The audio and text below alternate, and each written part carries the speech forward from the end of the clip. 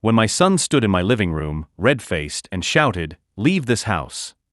My daughter broke down in tears. But instead of arguing, I just smiled. Because I knew something he didn't. Within days, a lawyer would laugh in his face and flip the script completely. Justice isn't always loud, it's calculated. You won't believe what happened next. Stay with me, and hit subscribe if you believe family disrespect should never go unpunished. I'm James Callahan, 62, born and raised in Ohio but living these last 15 years in a quiet neighborhood just outside Dallas, Texas. I retired from banking a few years back, 35 years of handling mortgages, investment accounts, and 401k plans will do that to a man. I thought I'd spend my retirement quietly, grilling on weekends, watching Cowboys games, and maybe spoiling my kids with the stability I'd built. I've got 2 children. My daughter, Emily, 28, works as a nurse at Baylor Medical Center. She's always been my soft spot, gentle, hardworking, and honestly, too forgiving. My son, Brandon, 32, couldn't be more different. He's flashy, loud, always chasing the next big thing, crypto schemes, sports betting, business ideas that never pay out. And somehow, despite having burned through every dollar he ever touched, he carries himself like the world owes him. Now, when my wife died 5 years ago, I figured it was my role to keep the family together. I invited Brandon to stay with me when he said he was between apartments. That was supposed to be for 6 months. Fast forward 3 years, and he's still here, rent-free, while driving a leased Mustang I know he can't afford. I should have known trouble was coming the day he tried to convince me to put the house in his name. "Dad, it's just a precaution," he said. "You're getting older. If something happens, probate courts are a nightmare. I'll save you the headache."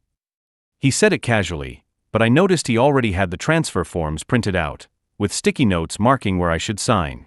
That was my first breadcrumb. Emily, on the other hand, started crying more often. At first, I thought it was just stress from long shifts at the hospital. But then, one night over leftover Thanksgiving turkey, she whispered, "Dad, Brandon's been pushing me to sign stuff too. Something about refinancing your house. I don't like it." I brushed it off at the time, telling her I could handle Brandon. But deep down, I felt that knot in my stomach. My son wasn't just entitled, he was plotting. And it wasn't just family stuff. Neighbors started noticing things. One of them, Mr. Jenkins, Vietnam vet, tough as nails, pulled me aside after Sunday service and said, "Your boy's been talking at the bar like that house already belongs to him. Be careful, Jim." That stuck with me. Because my mortgage was long paid off. The house was mine, clear and free. But I'd seen enough fraudulent deeds and shady title claims during my banking days to know how quickly things could spiral if someone filed the wrong paperwork. Still, I tried to keep peace. I paid the bills, covered groceries, even slipped Brandon cash when he claimed he was investing. I told myself that's what a father does. You help your kids, even when they don't deserve it. But here's the thing about enabling. It only breeds entitlement. And when Brandon finally stood in my living room, screaming at me to leave the house I built, Emily crying in the corner, well, that wasn't the beginning of my downfall. It was the beginning of his. The shouting match that night wasn't the first sign things had gone rotten. It was just the loudest. For months, Brandon had been slowly tightening the noose. It started with little comments at the dinner table, digs about how Dad's too old to handle his finances, or Emily's too naive to make smart decisions. I brushed them off at first. Families bicker. But then those digs turned into accusations. About me being forgetful, about bills supposedly going unpaid. Never mind that I've got everything on autodraft and my credit score's still sitting at 810. He started going through my mail, too. I caught him once with an envelope from my 401k provider in his hands. He laughed it off, said he was just curious. But I noticed after that, my mail started disappearing. Emily tried to speak up, bless her heart. She told Brandon to knock it off, but he'd snap back at her, "What do you know? You're just a nurse. You don't even make 6 figures." Watching my daughter shrink into herself while he tore her down, it ate at me. Then came the HOA fiasco. Our neighborhood has one of those homeowners associations that fines you if your grass gets too long or your Christmas lights stay up past January. I've never had an issue. I keep my lawn trimmed, my hedges clean. But suddenly, I started getting violation notices in the mail. $50 here, $100 there. Turns out, Brandon had been throwing wild parties while I was asleep, blasting music at 2 a.m., parking cars on the lawn. And of course, every fine was addressed to me, the homeowner. I tried confronting him. He smirked and said, maybe if the house were in my name, the HNA would respect us more. That line burned. I'd worked 40 years to own this home outright, and here he was acting like it was already his. But the worst blow came just before Christmas. I walked into the kitchen one morning and found a stack of legal documents on the counter. Quitclaim deeds, loan applications, even a refinancing proposal. All with my name typed out. Brandon was in the living room, sipping coffee like nothing was wrong. What the hell is this? I asked. He didn't flinch. It's just paperwork, Dad. Don't be so dramatic. You sign these, we can pull out $200,000 in equity. Pay off my debts, set up something for Emily too. Emily walked in right then, still in her scrubs, and when she saw the papers, her face crumpled. She started crying, really crying, the kind that comes from your gut. Brandon, stop it. You can't just steal from Dad. And that's when it happened. Brandon slammed his coffee mug on the table, stood up, and yelled so loud the windows rattled, "Leave this house. You don't deserve it anyway." My daughter froze, sobbing. She begged him to calm down, but he shoved the stack of papers toward me. You either sign, or you can pack your stuff. Don't test me. Imagine hearing your own son talk to you like that. In your house. The house you built, the house where his mother's pictures still hang in the hallway. For a moment, I felt that sting of shame, like maybe I had failed him as a father, like maybe I did owe him something. But then Emily grabbed my hand under the table, squeezing it tight, tears rolling down her cheeks. And in that silent gesture I realized, I wasn't crazy. I wasn't weak. He was. Still, I stayed quiet. I didn't fight back that night. I let him stomp out the front door, slamming it so hard the wreath fell off. I let Emily cry it out on the couch. I even picked up the broken mug myself. Because here's the thing, Brandon thought silence meant surrender. What he didn't know was that silence was just strategy. And when I finally broke that silence, I wouldn't just get justice. I'd make sure he never forgot the price of disrespecting his own blood. A week after that blow-up in the kitchen, I got a call I wasn't expecting. I was at the post office, finally picking up my mail in person because I didn't trust the mailbox anymore. I had a stack of letters, bills, ads, the usual junk, when a crisp white envelope caught my eye. It had the letterhead of Anderson and Amp, Myers Law Group, one of the top firms in Houston. For a second, my stomach flipped. Lawyers? I thought maybe Brandon had already tried something shady, like filing paperwork behind my back. My hands actually shook a little opening it. But inside wasn't a threat, it was an invitation. A polite note from Michael Anderson, senior partner, asking me to attend a private luncheon they were hosting for distinguished retirees and community leaders. Distinguished? Me? I almost laughed. I hadn't worn a tie since my wife's funeral, and my day-to-day was mowing the lawn and making grocery lists. Still, curiosity got the better of me. When I showed up that Saturday, I stuck out like a sore thumb. The event was held in a downtown hotel ballroom, white tablecloths, waiters with bow ties, the whole 9 yards. I nearly turned around to go home until I heard a voice behind me. Mr. Walker? John Walker. I turned, and standing there was Michael Anderson himself, gray suit, polished shoes, handshake like a vice. I'm so glad you came.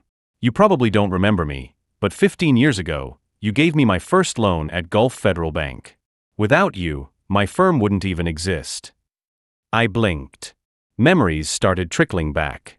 My old career in finance, those long days at the branch approving small business loans.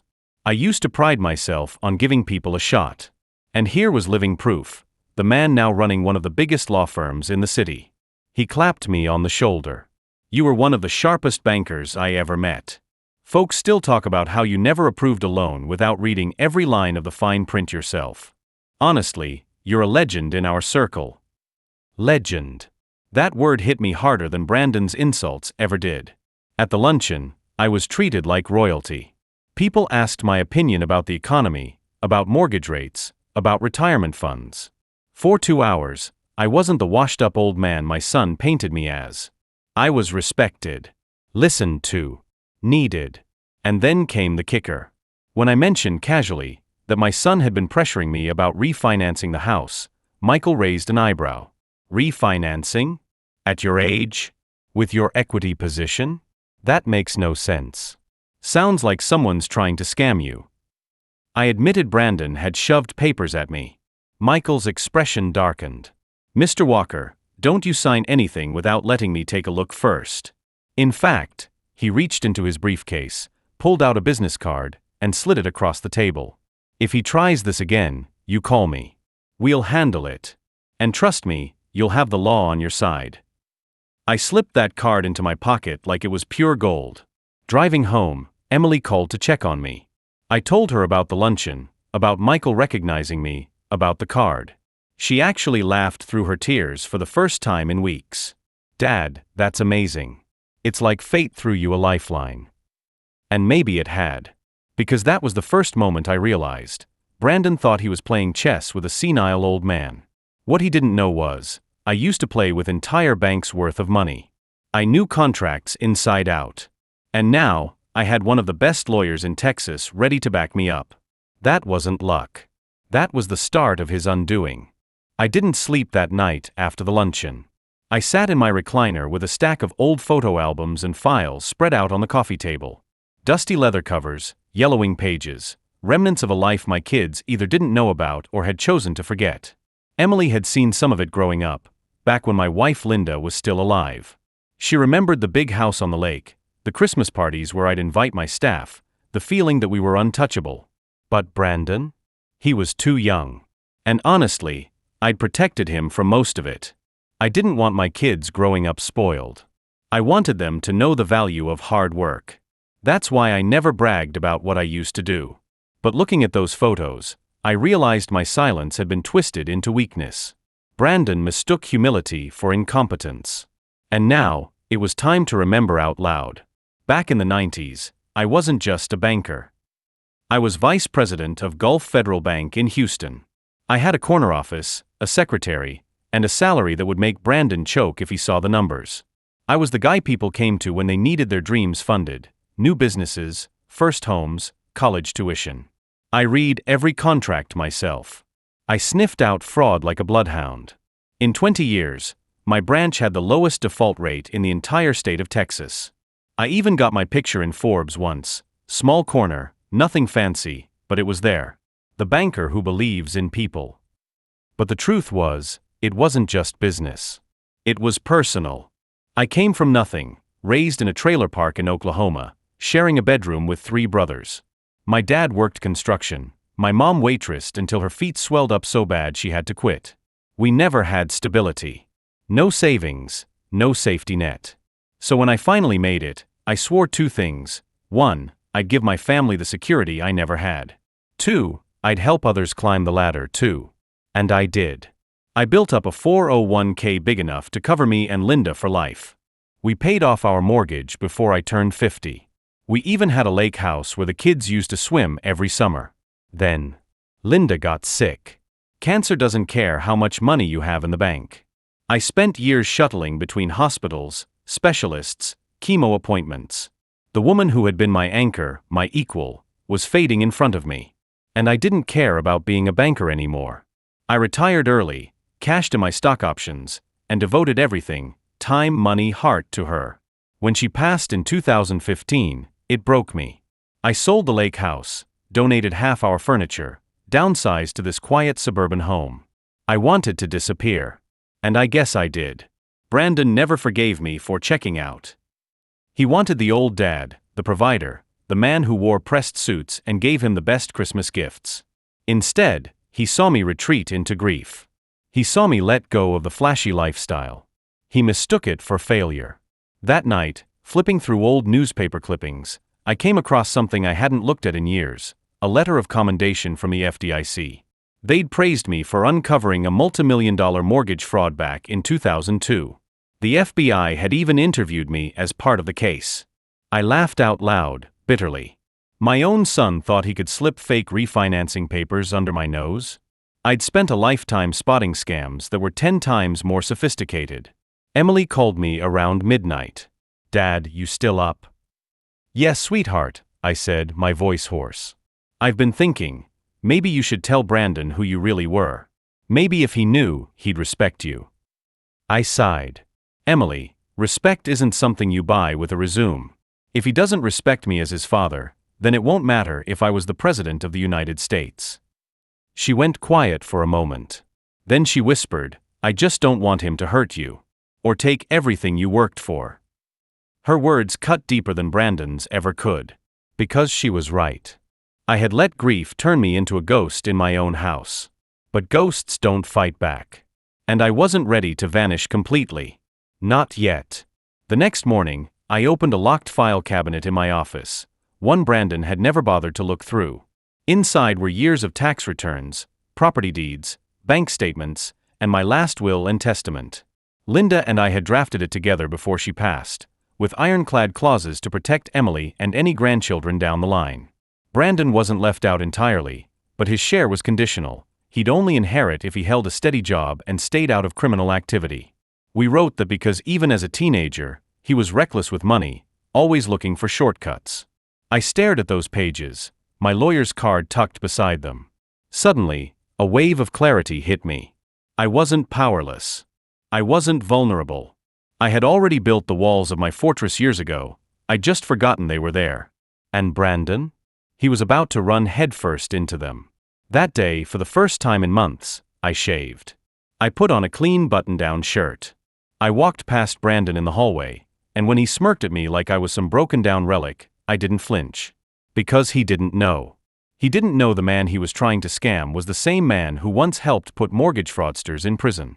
He didn't know I still had allies in law, finance, and the community. He didn't know I'd already locked him out of my will years ago. And when the time came, he was going to learn the hard way. The showdown came faster than I expected. It was a Tuesday morning when Brandon barged into my kitchen, slamming a stack of papers onto the counter like he owned the place.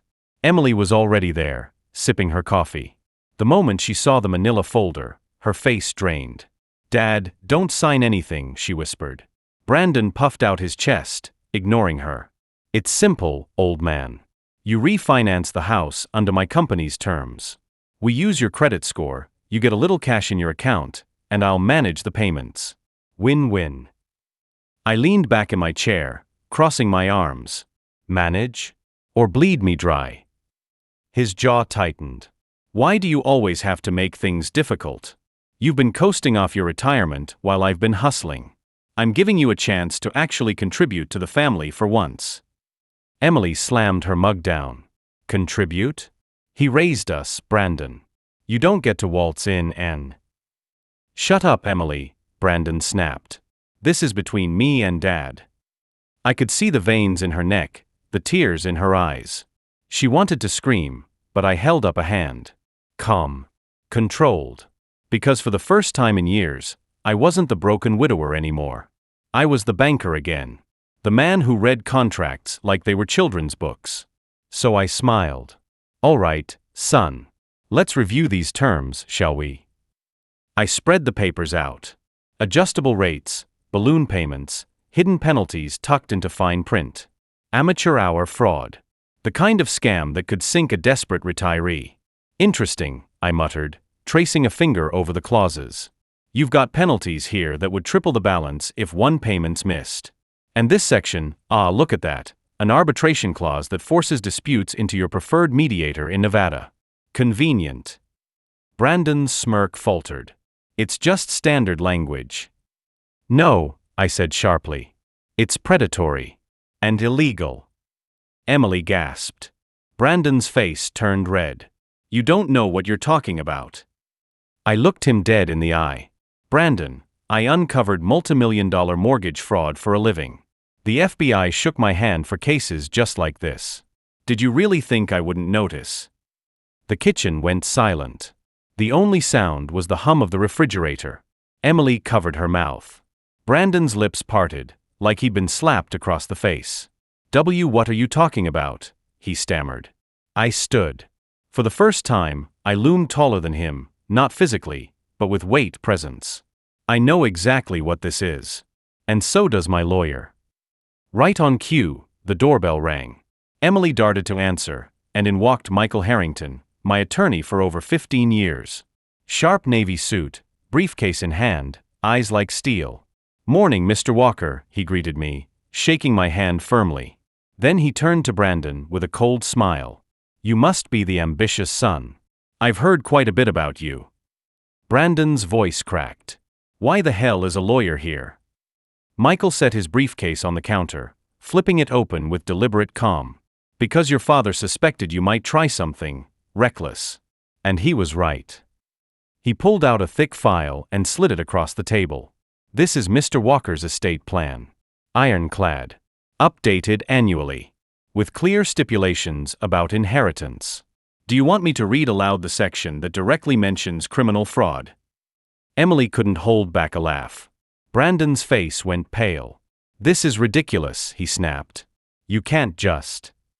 Michael cut him off. "I can. And if you pursue this scheme any further, you won't just lose your inheritance. You'll be facing charges for elder financial abuse. Which, I should remind you, is a felony in Texas. Punishable by up to 10 years. Brandon's voice dropped to a whisper. "You set me up." I shook my head slowly. "No, son. You set yourself up. I just stopped playing dumb." The next few minutes were a blur of shouting and excuses. Brandon tried to paint himself as a victim. "I just wanted to help, you never supported me, Emily poisoned you against me." But with every word, Michael calmly dismantled his arguments. He cited laws, pointed to evidence, highlighted the predatory terms Brandon had drafted. Finally, Brandon snapped. He grabbed the contract, crumpled it in his fist, and hissed, "You'll regret this." I stepped closer, meeting his glare head-on. "No, Brandon. The only regret I have is not showing you sooner who I really am." When he stormed out, slamming the door so hard the frame rattled, Emily let out a shaky laugh and collapsed into a chair. "Dad," she said, wiping her eyes, "that was incredible. You looked like yourself again. Like the man Mom used to brag about." I sat beside her, exhaling deeply. "I don't know if I won yet. But I know this much, he's not going to take me down without a fight."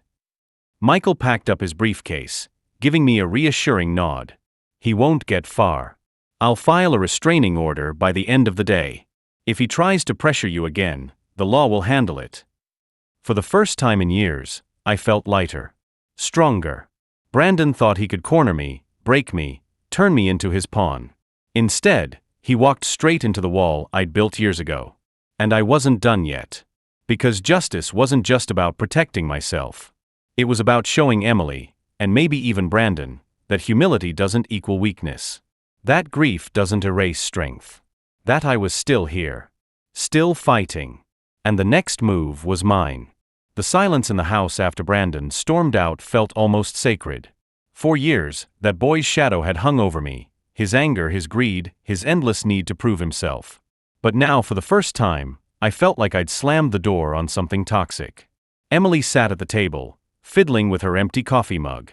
"Dad," she whispered, "do you really think he'll stop?" I shook my head. "No. Brandon doesn't quit. Not when there's money on the table. But this time, he won't be coming after us without consequences." 2 days later, Michael called me. His voice carried that crisp tone only lawyers get when they know they've got someone cornered. "Good news," he said. "We filed for a restraining order. It's temporary for now, but given the evidence of attempted financial exploitation, the judge will likely extend it. Brandon can't legally approach you or Emily for the next 90 days. I laughed, actually laughed. Guess Thanksgiving dinner just got a lot quieter. Michael chuckled. If he violates the order, he'll be in handcuffs before dessert. The ripple effect came faster than I imagined. Brandon's shady contracts? Michael handed them over to a friend at the state attorney's office. Within a week, Brandon's business partners were under investigation for predatory lending. His name was all over their paperwork. And here's the kicker, one of his so-called partners flipped on him. Testified that Brandon had been recruiting retirees at church groups and trying to push the same fraudulent refinancing scam on them. Emily read the article aloud from her phone, eyes wide. "Dad, they're calling it a scheme targeting seniors. Brandon could actually face prison." I swallowed hard. A part of me hurt, he was still my son. But another part of me knew, this was the justice he'd invited onto himself. The court hearing for the restraining order was surreal. I walked in wearing my best suit, Emily at my side. Brandon sat across the aisle, his lawyer looking like he hadn't been paid in months. When the judge asked me to speak, I didn't hesitate. My voice didn't tremble, not once. "Your Honor," I said, "my son came into my home, pressured me to sign fraudulent documents, and tried to exploit my age and grief. He underestimated me. But I refuse to be anyone's victim. Not now, not ever." The judge granted the permanent restraining order on the spot. Brandon's lawyer didn't even object. When we left the courthouse, Emily squeezed my hand. "Dad, Mom would have been proud of you today." And for the first time in years, I believed it. Life didn't magically fix itself after that, but it felt different. Lighter. Emily and I started cooking dinner together again, laughing over burnt meatloaf and 2 salty green beans.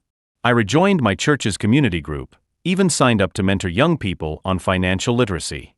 Funny how life circles back. You lose your way, and then suddenly you're guiding others down the path you once walked. As for Brandon, he called once, from an unknown number. I didn't answer. I don't know if he'll serve time or if he'll just sink deeper into his own mess. But that's his journey now, not mine. On a quiet Sunday, sitting on the porch with Emily, I finally said it out loud. I'm done hiding. Done shrinking myself to keep the peace. From now on, I live on my terms. She smiled through tears. That's all I ever wanted for you, Dad. The Texas sun dipped low, painting the sky gold. For years, I thought my story ended with loss, with silence, with grief. But no, my story was just beginning again. Because justice isn't about revenge. It's about reclaiming your life when someone tries to steal it. And that day on that porch, I realized I had taken it back. If there's one thing I learned from this whole mess, it's that family isn't defined by blood alone. It's defined by respect, trust, and love. You can share DNA with someone and still have them treat you like a stranger, or worse, like prey. And when that happens, you've got a choice: stay silent or stand up. For too long, I thought keeping the peace meant letting myself shrink. I thought if I avoided confrontation, things would get better. But in reality, silence only fed the problem.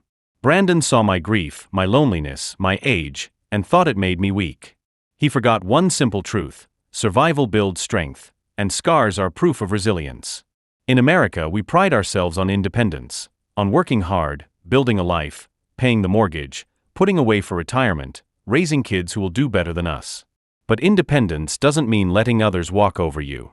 Sometimes, true independence is drawing a line and saying, enough. Not here. Not to me. What gave me strength wasn't just the law on my side, or Michael's sharp legal mind. It was Emily's tears, her loyalty, her belief that I deserved better. Love isn't loud. Sometimes it's quiet. Sometimes it's just a daughter crying at the kitchen table, begging her father not to give up on himself. And if you've ever been in a place where someone you love tried to take advantage of you, I hope my story reminds you, you don't owe anyone the right to destroy you. Not a spouse. Not a parent. Not even a child. Protecting yourself doesn't make you selfish, it makes you whole. At the end of the day, justice isn't always about the courtroom or the paperwork. Sometimes, justice is simply reclaiming your voice after years of silence. It's telling the world, I matter. I will not be erased. I will not be used. And as I sat on that porch, the sun sinking low, I realized my life wasn't ending in grief, it was restarting in power. Because at the end of the day, the loudest revenge isn't anger. It's peace. Respect isn't given, it's enforced. That's the velvet kiss revenge.